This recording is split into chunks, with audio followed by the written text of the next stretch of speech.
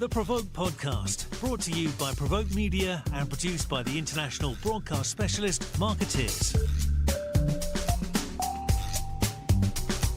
Hello, everyone, and welcome to the PRovoke Media Podcast. I'm Maja Pawinska Sims, the editorial director of PRovoke globally, and I'm delighted to be joined today for our CCO podcast series by Andrew Katz, who is the Chief Marketing Officer of Athletic Brewing. And we're going to be talking about something that has gone from maybe being slightly embarrassing to order or uncommon to order to be one of the fastest growing and most interesting spaces in the drinks industry, low and no alcohol beer. And Athletic Brewing is pretty much at the center of that shift. It's now the biggest non-alcoholic brewery in the US.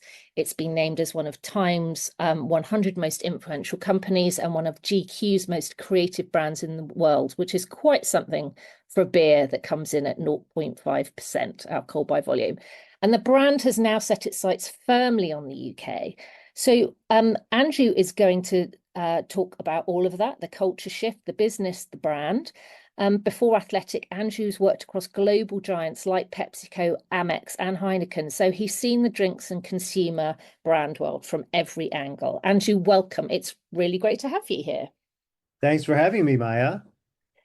So before we dive into the big things, I always like to start with something simple. For anyone who hasn't yet come across Athletic Brewing, how do you describe the brand in a single sentence? The best NA or AF beer anywhere. Brilliant. And that's even shorter than an elevator pitch. We haven't even got to the first floor yet. What about you personally? What was the pull? Because you've spent your career working on some of the world's biggest brands. What made you think, yes, a non-alcoholic beer company is definitely where I want to be next? So it's a great question. And the precursor for me was that I had left corporate world and started my own startup in the fitness technology space. It's also another passion of mine. And I had been at it for a while and really kind of discovered firsthand how challenging entrepreneurship is. It was an itch I really wanted to scratch. And as my business was winding down, because I was trying to figure out, what the next pivot was, I got a call from a headhunter about this opportunity for a startup non-alcoholic beer brand. And it just clicked for me because it was entrepreneurship. So I could continue that journey, but, with a more well capitalized and much further along business, I could pursue my passion for health, wellness, and well-being, and my love of beer and social occasions. And being able to check 3 boxes for one job is, I would say, pretty unique, because it's usually you get 2 of 3, but you don't get 3 of 3. Yeah.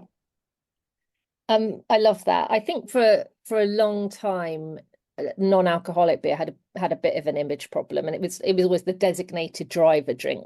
Right now it feels kind of cool, or at least completely normal. What do you think's changed? Is it consumer attitudes, or, as you said, health and wellness, or is it just that someone finally made a good product? Yes, it's all of the above. So it is absolutely about the product market fit. For a long time, it was sort of what our co-founder Bill Schufelt would call the penalty box choice. So you were in the penalty box if you were choosing an NA beer because it wasn't good. It was not. It was like a second choice or a third choice. But the products have gotten so good, and Athletic in particular really created a new process to make non-alcoholic beer. So there's nothing removed. A lot of beer brands make full strength alcohol, burn off the ethanol, and then add back in some natural flavors. We don't do any of that. So we just made 10, 12, 14 different process steps along the way. So we have a fully fermented product where there's no alcohol present. And so the experience of drinking an Athletic is like the experience of drinking your favorite IPA. Okay. And that was really the goal. How do you create something that really is not a compromise? do you see this as a tell me a little bit more about whether the growth in low and no in general is a health trend or a cultural shift as well as better product? Yeah, I mean, all the data suggests that consumers, especially in the US, and I think in globally, are drinking far less alcohol Mm. than in almost any historic time frame. And a lot of that emanates from the fact that people are just more aware of the science of alcohol. You know, what does it do to my body? And so people become a lot better educated about, when choosing to drink alcohol or not, here are the choices I'm making. And then the other thing that's, a reality is a lot of people have wearables, whether it's an Oura ring or a Whoop band or something that really tracks your own personal health. So I know the quality of my sleep, I know my recovery, and just more attuned to what a big night out does to me, Yeah. how long it takes me to recover. So there's that. I have personalized data. And then, not for nothing, but social media was not a thing. And now that, people are on camera, on video almost incessantly, you kind of want to show up as your best self most of the time. And if you're compromising your behavior, maybe even not a friend is capturing that, maybe it's a stranger, and then all of a sudden you're a meme on TikTok. Yeah, yes, that's resonating. So I think I guess in answer to your question, it's a multitude of factors. There's no singular thing that's driving the no and low Mm. category trend, but it is, I think, all of these things, the confluence of all of these things that are driving the trends. What about demographics, though? I mean, where's the biggest swing towards low and no? Is it younger consumers or older consumers? Do you have a breakdown of what your biggest audience is in this sector? Yeah, about 45% of our consumers are under the age of 45. Right. So the vast majority are, I would say, pretty millennial Yeah. or like leading edge Gen Z and trailing millennials. It's not really like there's a lot said about Gen Z or Gen Z consumers not drinking alcohol. I think it's overblown. Mm. I do think they are drinking. They're just drinking differently. So we tend to focus on higher income household, better educated consumers for whom health, wellness, and well-being is a priority. Because if it's not, we're probably not going to be that relevant. And then also, it's beer and alcohol is discretionary. So people who have enough money to, buy a six pack of athletic or buy a pint, those are our consumers. And like I said, it's not zero sum. Most of our drinkers are zebra striping. So they're having some alcohol, they're having, some athletic. That could be in one occasion. It could be, a night out where I'm only drinking athletic. It could be a night out where I'm only drinking alcohol. So we just see consumers trying to find that balance, that moderation that suits them. And that's going to be different for everybody. I was researching athletic yesterday and making my first order, by the way, so I can test out your claims Yeah, to we be delivered. appreciate your order. Thank you for that. I learned the phrase zebra striping for the first time. So this is when you alternate an alcoholic drink with a low or no alcoholic drink, right? So you're kind of pacing yourself. It could be, yeah, it could be that, or maybe I'm gonna have a couple of, pints of lager. And then the third one, I don't necessarily want more alcohol, but I don't want to stop drinking. Yeah. So I'll reach for an athletic and my night I can extend my evening, but I, I'm still socializing, I'm still drinking. So all of like the rituals are the same Yeah. and my experience is very similar, but I've kind of maxed out on how much alcohol I want to consume for this particular night. And you don't necessarily want all the sugar or aspartame in a Coke or a lemonade, and Yeah, I mean, it's different. Like people aren't cheersing with a soda. People aren't cheersing with water. They're cheersing with, beer or alcohol. And in a pint glass, my beer looks just like your full strength. it feels like this is much less now about feeling restricted and more about choice and agency, right? Yes. Yeah, I mean, like we're doing some consumer work right now, and a lot of it is just control and like the sense of in a world where I don't feel like I have a lot of control, like this is an area where I have absolute control over Mm. what I choose to consume and which brands I choose to work with. Yeah, absolutely. Now let's talk a little bit about Athletic Brewing in particular and your brand and marketing strategy. You've built this identity that sits somewhere between kind of lifestyle brand, performance partner, and beer company, a brewer. Was that intentional? I think so. I mean, I had the good fortune of joining the company a little over 4 years ago, and Bill and John, our two co-founders, had really just done a phenomenal job building this really rock solid foundation. Bill's insight always was, we want to build something like a lifestyle brand that people are really proud to drink, and it's, as much of a badge of, I'm a high performer as it is, I'm a beer lover. But our other co-founder, John, is an award-winning brewer, and I think for him, his love of beer is really what drives everything that we do. And producing award-winning products, I believe the number is 185 international beer awards that we've collected and counting Wow. because products are really quite good. So I think first and foremost, people buy into the lifestyle and the brand proposition, and then they buy the beer, and it really delivers on that beer experience. So people come back again and again. Okay, I love that. And who's your core audience? Who do you actually picture as an individual when you're building marketing and comms campaigns? So unlike, I think, campaigns of old where like there was like this one one point of reference and like that was everything that you did. For us, it's really much more attitudinal. It's much more like values and what do people value. And for the most part, people value their health and wellness and well-being, as I mentioned. So like that's an important thing to them. But performance is also an important thing to them. And that doesn't necessarily mean athletic performance. It means just I'm somebody for whom performance at work, performance at home is important.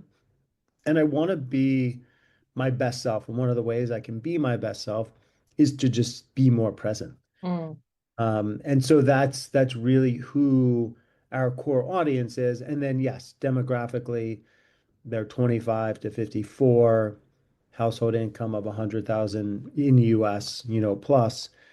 But really it boils down to like what do I care about? What do I value? And that's how we try and reach our audience of drinkers. So how do you strike a balance between that kind of value-driven storytelling and not sounding preachy about alcohol?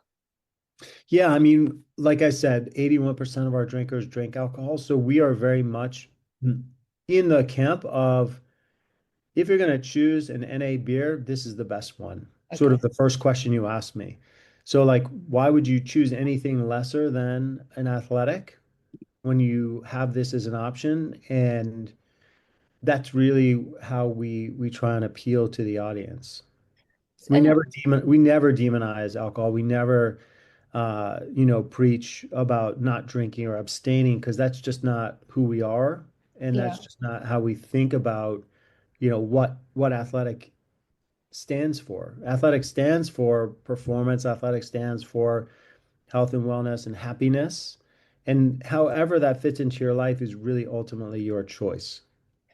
And what do you, I mean, I feel like that's a bit different from legacy beer brands. I think kind of when the initial 0.0 beers came out as variants of, Bud or whatever, that felt like that was the inferior choice because it was a legacy beer brand and everyone knows what Bud, for example, tastes like. Do you think that there's an advantage into coming into this space from the off as a low alcohol alternative that is not an inferior product to the main line? Yeah, I mean, yes, first we are alcohol free. So even though we're less than zero point 0.5, it's for the most part a labeling issue as opposed to like the what's in the product. The product is essentially we're labeled as alcohol free. Um, I think the difference is The difference between somebody who does something full-time and somebody who does something part-time. I Mm, don't think a part-timer can ever be quite as good as the full-timer, and we are a full-time AF beer brand versus, some of the other macro brewers who also have a variant that's a 0-0. 95% of what they sell has alcohol in it. yeah, 100% of what we sell doesn't have alcohol in it. So it's just, our level of expertise, our level of commitment is just fundamentally different. yeah, That's not a knock on the other products because the other products are really good. If you like Heineken or if you like Guinness, they're quite good proxies for the full strength product.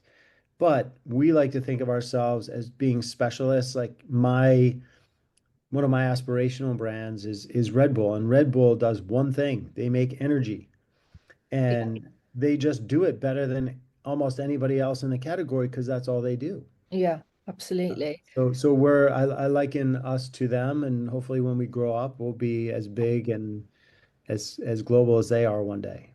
Amazing. What channels or formats in your kind of marketing and comms strategy have been most powerful for you? So in the US at least, the retail has been our most powerful um, channel, especially the natural channel is really where the brand grew up.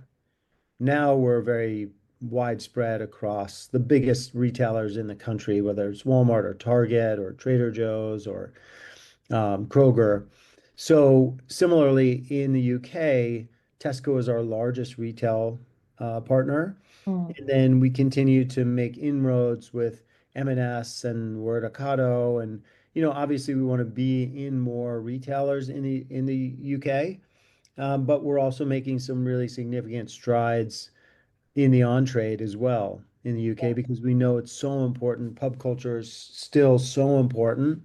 We want to be in that conversation. We want to be a choice when people are out drinking, having a good time. And so I don't know. I would say retail is probably off-trade is probably our biggest channel across markets, but Mm. the on-trade is increasingly important because it's such an important sampling channel for us. And in terms of kind of marketing and comms platforms, how do you use social media? Is that an important part of what you're doing? Yeah, it's very important. I mean, the amount of time people are spending on their phone is not declining, Mm, unfortunately. So we work with, a variety of influencers. We just did an event last night with Arsenal, and we had a whole bunch of Arsenal influencers come and join us and for a great night. And, so they're then telling the Athletic Brewing story on our behalf to the Arsenal audience, which for us, we made a big bet with our mm, Arsenal partnership in the UK. And then, most of what we're doing in the UK in particular is digital media. We're doing some out of home, around specific events. We've done a pretty good job of doing guerrilla marketing around the London Marathon, for example, and doing a lot of sampling. And for us, cans and hands and liquid to lips is so fundamental to, building the brand. Because I could tell you all about how wonderful the product is, but then when you taste it for yourself, you're like, okay, I get it. okay. And tell me a bit more about the Arsenal partnership. Why did you choose Arsenal? We chose Arsenal because they're just such a phenomenal brand, such a phenomenal club, such a historied club, and there's just a lot of shared values between us and them. Their motto is forever forward.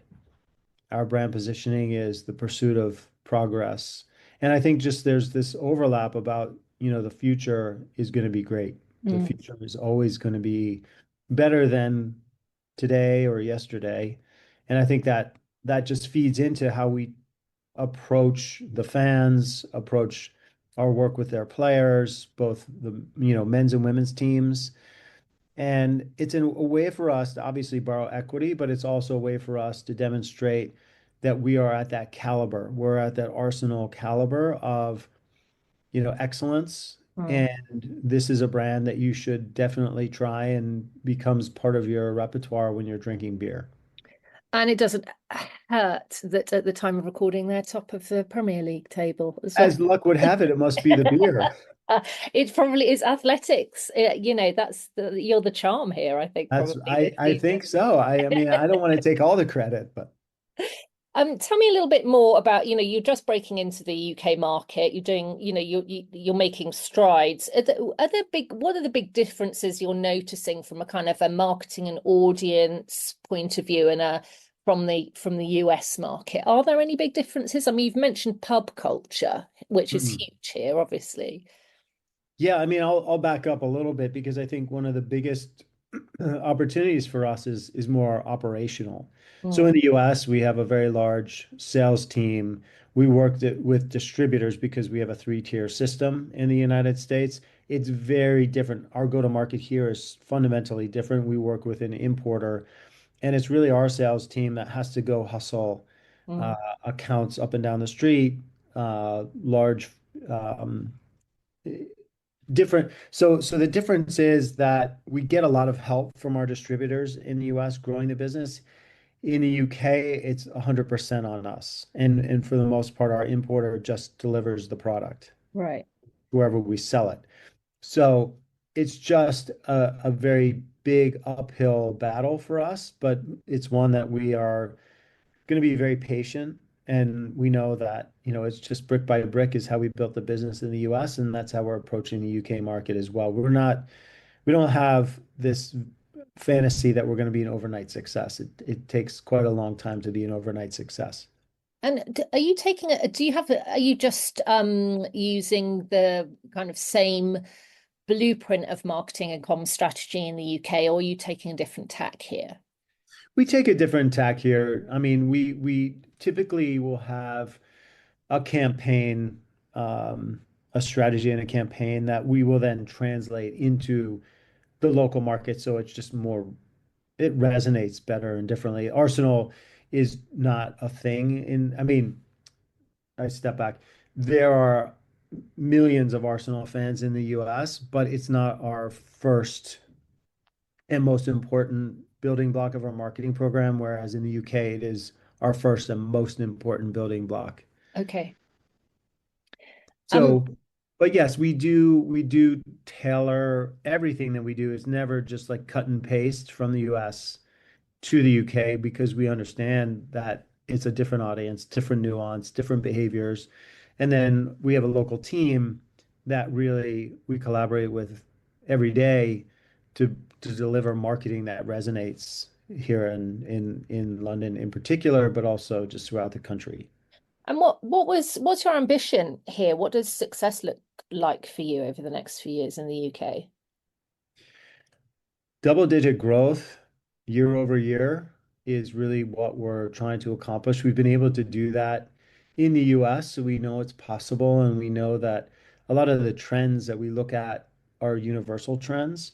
So it's about continuing to just increase the business, and not think of ourselves like, even though we're what I would traditionally call craft beer, we don't really think of ourselves that way. We Mm, really think of ourselves as a product that's crafted, but we really want to be a mainstream choice. Like we want to be in the same conversation as a lot of macro brewers when people are thinking about alcohol free.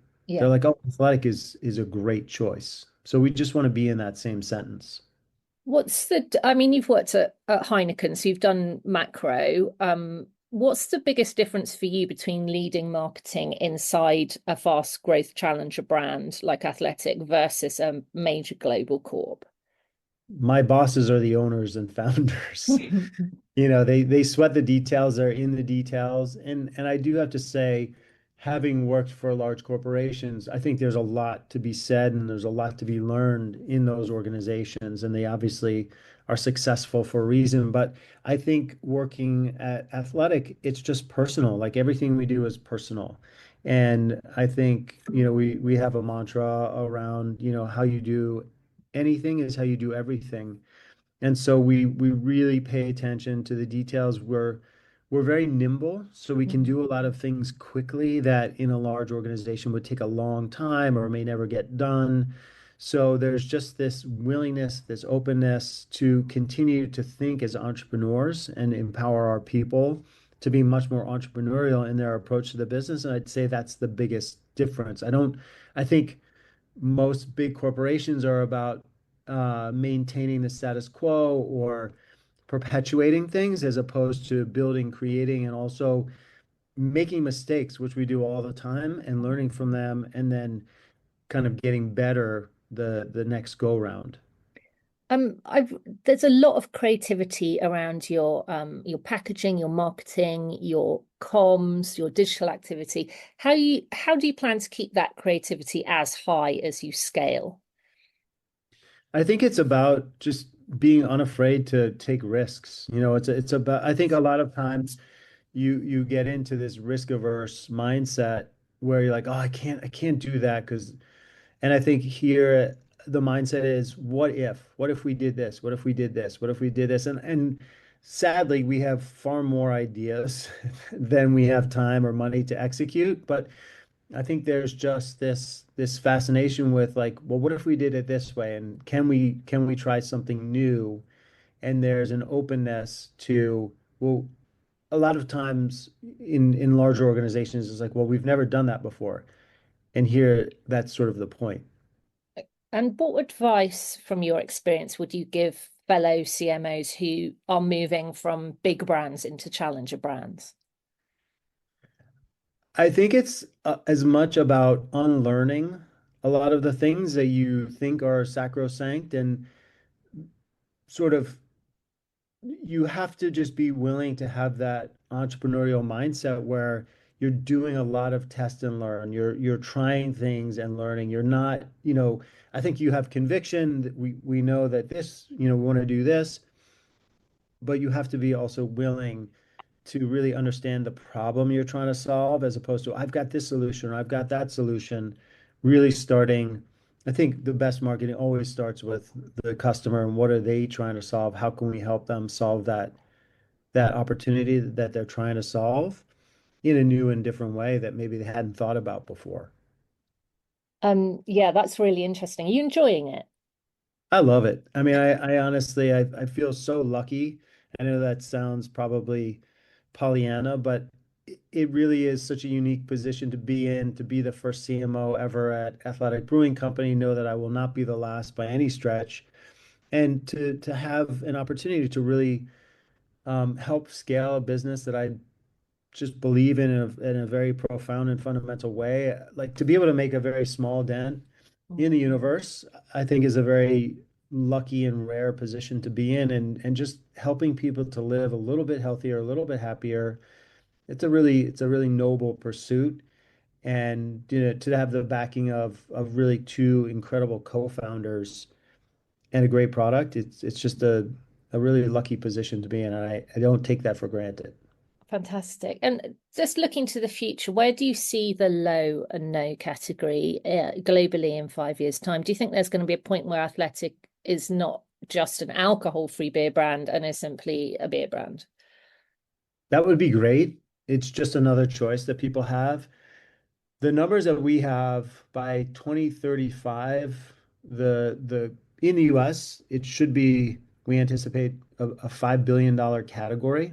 Wow. We think it can be as big as 10% of total beer Gosh. in the US. And I think that that's going to be very similar to other markets.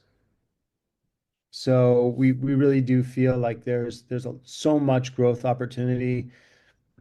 This is not a fad. We really do believe that this is a fundamental shift. And like I was saying before, there are these macro trends, and so much of the the world is out of our control. The things that we can control, people are looking to find more balance, to find more opportunity to just, I think, like I said, comes back to this just happier and healthier.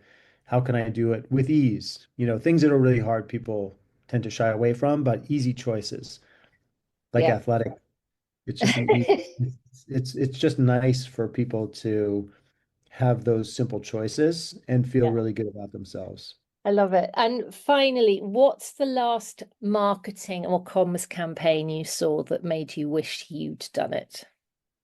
Yeah, it's a great question. I mean, I've really loved the work that Aura has done. I think they're such a cool brand from launching a campaign called Give Us the Finger or Give Us Your Finger. I don't know if it was a global campaign, but also they've done these incredible installations, almost like art installations, where they have their Aura ring, massive size that it's, I think, what I would call in a world where so much of what people are seeing is just easily thumbed through, I'm just scrolling, Mhm. scrolling, scrolling. How do you get unskippable things in people's lives, things that people actually want to capture and share with others? And I think Aura's done a really phenomenal job of capturing people's attention, disrupting not for the sake of disruption, but really to demonstrate the product value. I think they've really done an extraordinary job, and it's a brand that I'm very envious of in terms of how well they've grown their awareness, grown their business. Maybe a good brand partnership at some point. You never know. Andrew, this has been such a fascinating chat and very timely with many people trying to do Dry January. I think we should together rebrand it as Zebra Striped January, Oh, and I like that. that I could like become that. a habit, you see, not just depriving yourself of booze for 31 days. So yeah, maybe that's something to think about. Maya, spot on. I think you missed your calling. Well, I mean, I've been writing about PR for a couple of decades now, so Okay. I'm happier this side of the fence. I think you've got a fascinating but much more challenging job than I have. Angie, thank you so much for your time. I'm really looking forward to trying Athletic, and I will report back and let you know what I think. Thanks, Maya, and enjoy Athletic January. And I hope it's a very easy 31 days for you. Thank you, and thanks so much for joining me. Thank you.